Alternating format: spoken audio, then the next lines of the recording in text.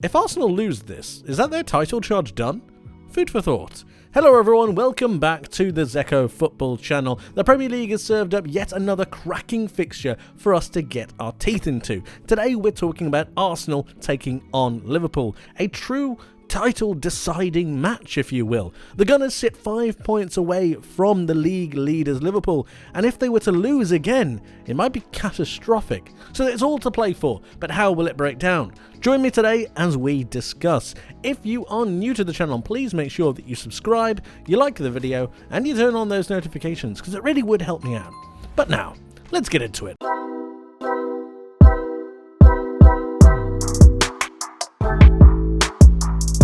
To begin, we're going to be having a look at the starting 11s, and because they're the team at home, we're going to focus on Arsenal first.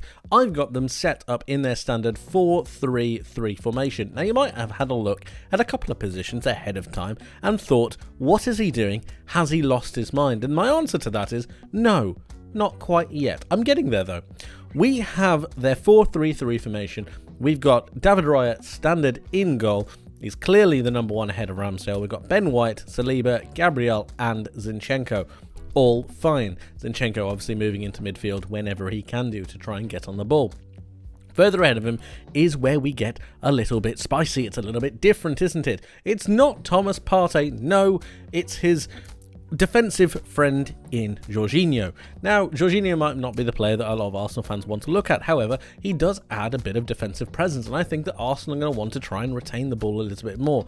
A ball progressor in Jorginho and a player who can retain the ball a little bit better, I think, can really help Arsenal to try and progress the ball further up the pitch. We know that Mikel Arteta has tried to go for a more controlled approach, and that means trying to dictate possession to a side that is, one, the most aggressive in the league, two, the best press in the league, I would argue, and three, one that is absolutely supercharged after the news that their manager, who they all love, is going to leave at the end of the season. Arsenal are going to come under massive pressure. So I think they're going to want to retain the ball, and Jorginho, whether you like him or not, is a very good player at that. This also allows for a second positive. It allows Declan Rice to move a little bit further forwards. Not only do you get that physicality a little bit further up the pitch, but at the same time, you also get him in better positions, crossing positions. You can get third man runs. You can get him really isolating certain players. His defensive ability from a more forward thinking area could really benefit Arsenal in high turnovers. So I think there are numerous benefits to Rice being a little bit further forward in this particular instance against one of the best teams in the league. So I've got Rice in this forward 8, I've got Martin Odegaard here as ever, and the forward 3 are Gabriel Martinelli, Bukayo Saka out on this right hand side, and you're probably thinking that I just lost it here. I think that Kai Havertz isn't as bad as everyone thinks. He's not great, don't get me wrong. I don't really think he's working out as a forward 8, however, as a striker he did start to cause Arsenal some problems. I'm aware that they didn't score against Liverpool in their previous game. However, he did cause some problems, whether it would be from aerial duels or even just getting into the box a little bit later to try and get on the end of a cross. Give him enough chances and I think he could be able to do something. That, and combined with the fact that Gabriel Jesus didn't look 100% comfortable in their most recent game against Nottingham Forest, I think Havertz should be given a chance up front. Could you have put Trossard? Yes, but then you're losing out on the physicality that Havertz could bring. The height is more what I'm thinking of. Corners are going to be a massive part of the way Arsenal try to get one up on Liverpool. They're one of the best teams from set pieces to begin with, and I think that if Arsenal utilise their height from Havertz, Rice, even the likes of Gabriel, Saliba, White, it's quite a tall team, and that means that they're going to be able to get on the end of crosses a little bit better. So it's a different avenue. Get Havertz in the side, and I think he just might be able to do something. I think Mikel Arteta might think the same way. This is your Arsenal side. And now let's turn our attention to the away side. I'm of course talking about Liverpool. I've got them set up in their standard 4-3-3 formation. We've got a couple of things to talk about in this. Alisson in goal, fine.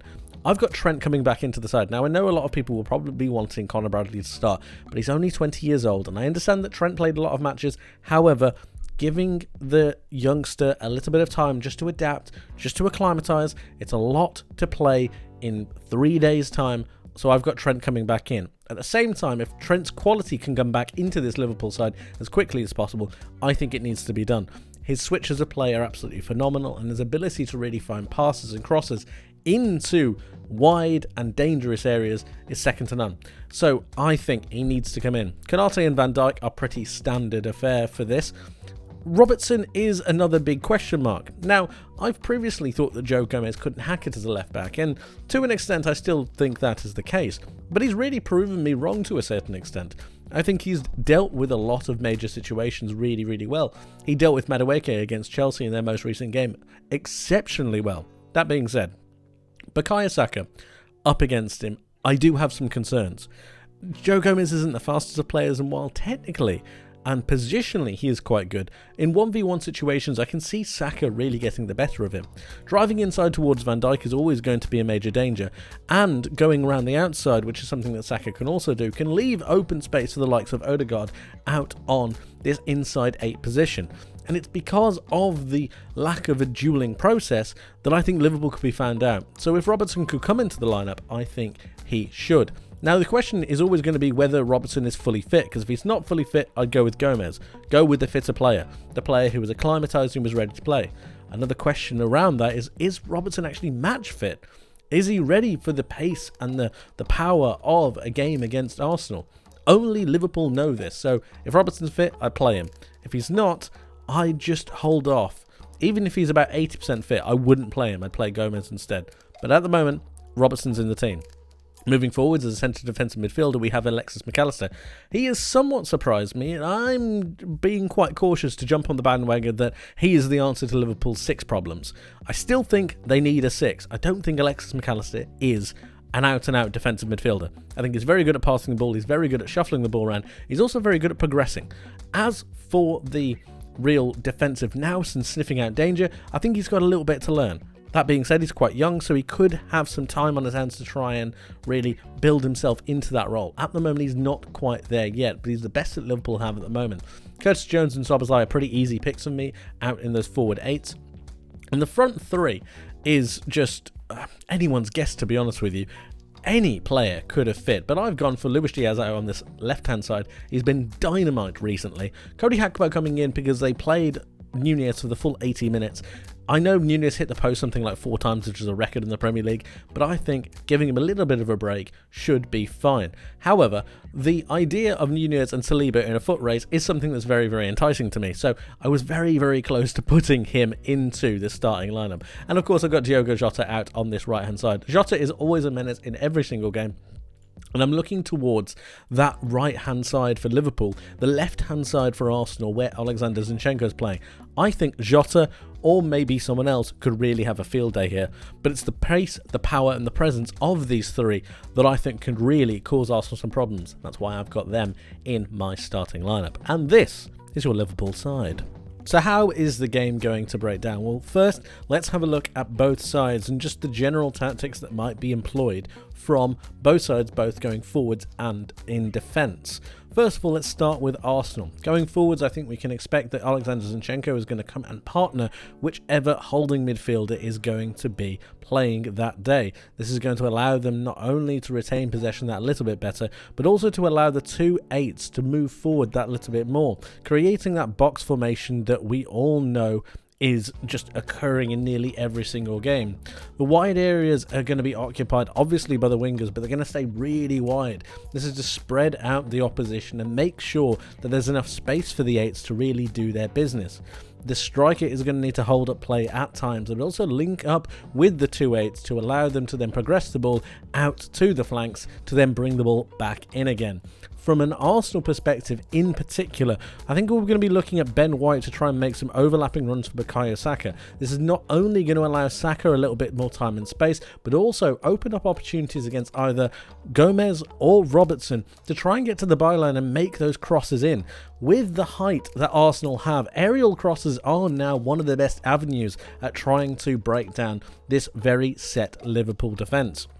Utilising the rotation and control in possession through Jorginho and Zinchenko, they can move the ball into the forward areas a little bit easier and a little bit better. Progression of the ball quickly is absolutely key. They want to get the ball to Martinelli as quickly as possible.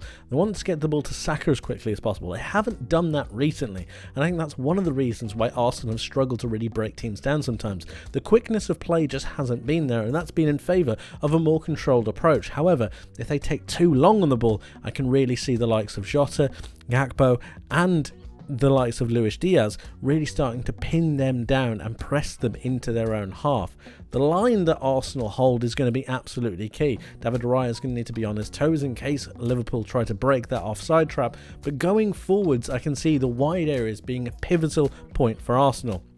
On the opposite side, let's talk about them defensively.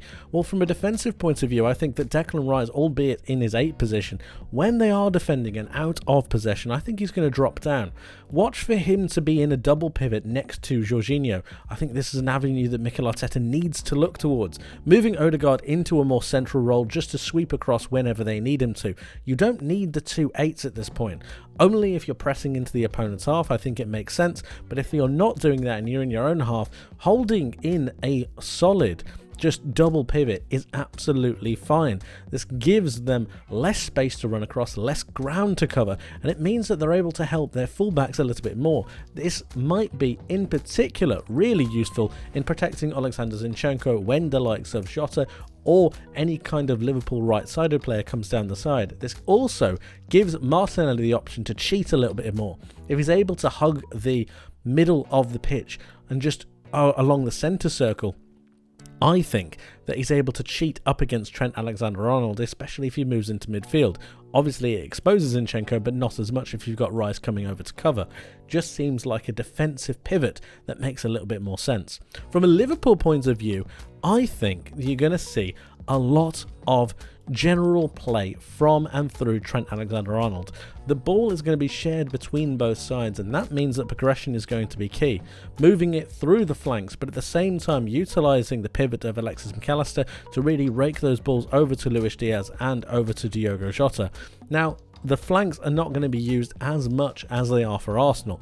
I mean, we're not going to see Andy Robertson or Joe Gomez bombing down the wing. We're going to see instead the 2 8s almost shuffle around as extra fullbacks, if that makes sense, doing overlapping and underlapping runs to help out their wingers. Give them that little bit more space and drag players away. Albeit if they're not going to be down the flanks, I still think that the wingers are going to be absolutely key for Liverpool, driving into the heart after the Arsenal players have been taken away. And then you've got the striking option. Darwin Núñez or Cody Gakpo are both going to have major roles to play in this game, in not only holding up the ball, but also bringing other players into play.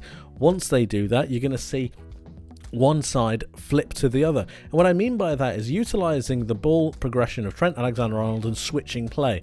I've got a diagram that will show you that in just a second. But it's the utilisation of this factor that I could think could really isolate different players in 1v1 situations, and vice versa. You can see Van Dijk doing exactly the same over on the other side. Liverpool love switching the play, and especially when they have the ball and they've got a team over on one side, the transition over to the other is something that can really keep them not only on the front foot, but also get the enemy opposition off guard. This is a crazy tactic that I think could really work in this game. Let's go back and think about Arsenal for a second. This is them in a more attacking phase of play. There are a lot of lines on the screen, but bear with me because it does make a lot of sense in a second. Arsenal currently have the ball and they're currently rotating the ball around. Now I've got them like this because I want to show you the focus that they need to have on wide areas. Bukayo Saka and Martinelli are by far and away their most important and integral players, but the support that they require is not going to come from the 8s. Instead, it's going to come from the flanks, and this is down to be fair, the lack of creation that Declan Rice or Kai Havertz would have in this second 8 role. The lack of creation means that they can't necessarily go down this side through that channel, and instead they have to go round. The fact that they have to go round means that yes, you could have blindside runs from the 8, but there's not going to be a lot of creation. That puts a lot of onus on Martin Odegaard, which means that to drag players away, you're going to need to go around the flanks. We've seen a lot of benefit of Ben White running round Bukayo Saka or even underlapping Bukayo Saka to give him a little bit more space to either cut inside or even drive towards the byline and put a cross in. As I said before, aerial crosses is something that Arsenal could really look towards. The height of Declan Rice, the height of Kai Havertz, and even Martinelli running into the back post is something I think Arsenal could really look towards. Yes, you could see Zinchenko moving into midfield, but I'd like to see him stay out wide. I think the hugging of the touchline and the helping out of Martinelli is something that's going to be a little bit better, and at the same time, you're also in the same channel in case you have any turnovers. Speaking of turnovers, Liverpool are going to seriously look towards Trent Alexander-Arnold to try and get any kind of counter-attack going. If they recycle the ball to him, he's going to be making those extremely raking long passes either into the opposite channel or into his nearest channel.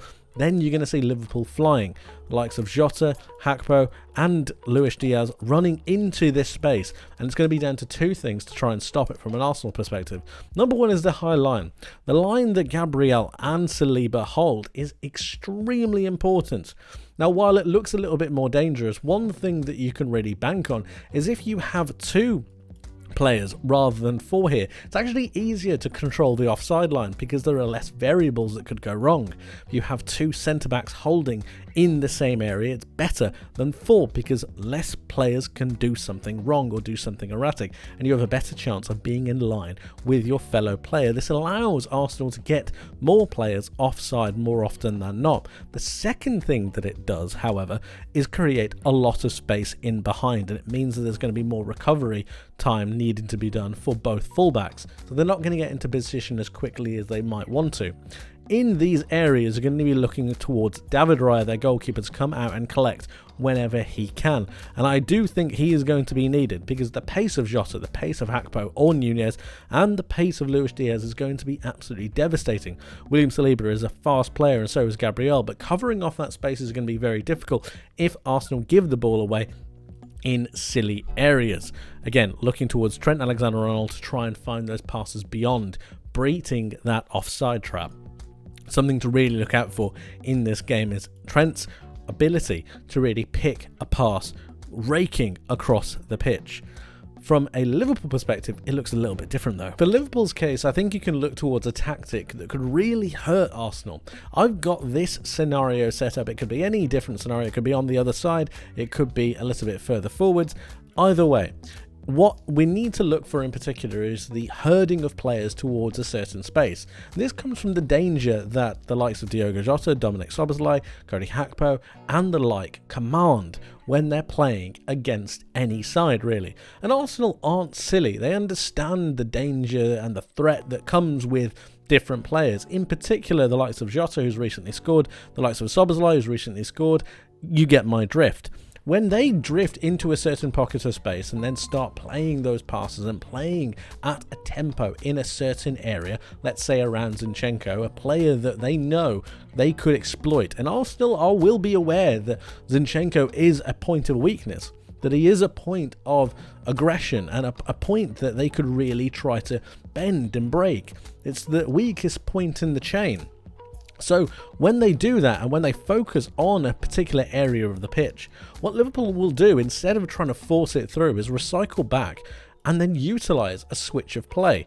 Now, I spoke about that a little bit earlier, but I really do think it's the tactic that is going to allow Liverpool to win this match. And yes, you heard me right, win this match.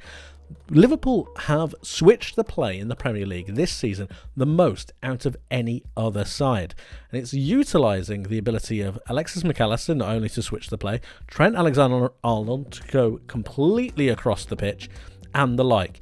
They have one of the best passers in the league for doing this. I think Kevin De Bruyne and a couple of others have the ability to do this, but in doing that it means that when they get pressed, when they get pushed, the ball comes back to Trent as if they're going to recycle possession, which they are, and they switch the play immediately, giving an immediate 1v1 against the opposition fullback on the other side.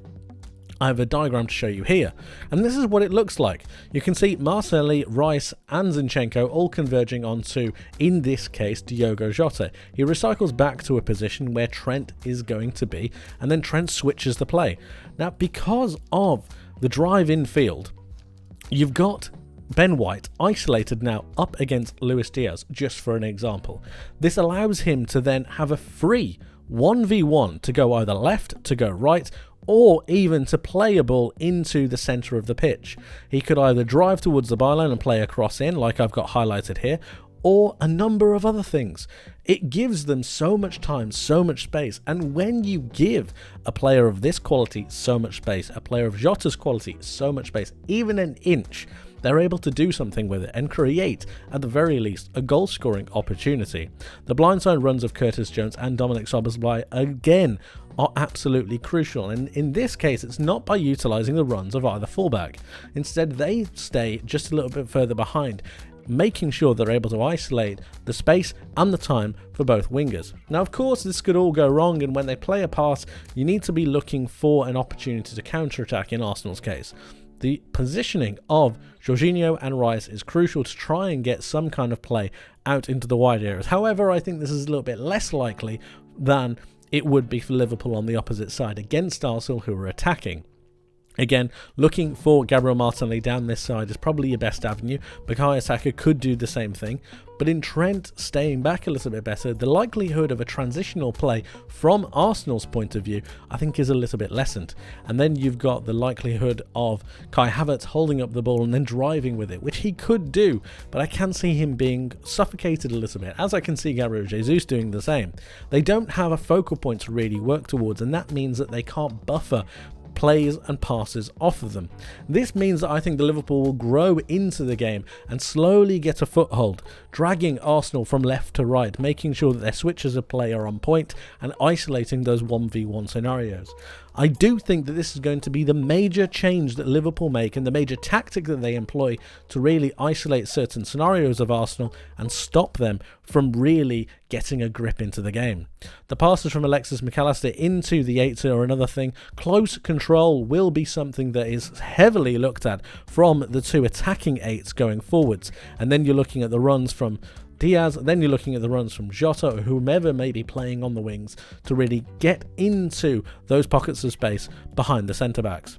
I think Liverpool are going to take this game, and it's this tactic that I think they're going to employ that will really give them a head start in the match. I've got them winning by 2-1. But my question to you is, how do you see this game playing out? Let me know your thoughts in the comment section below. I would love to hear from you. Thank you ever so much for watching. I hope you enjoyed. I hope you learnt something new. And I hope to see you in the next one. But until then, my friends, take care.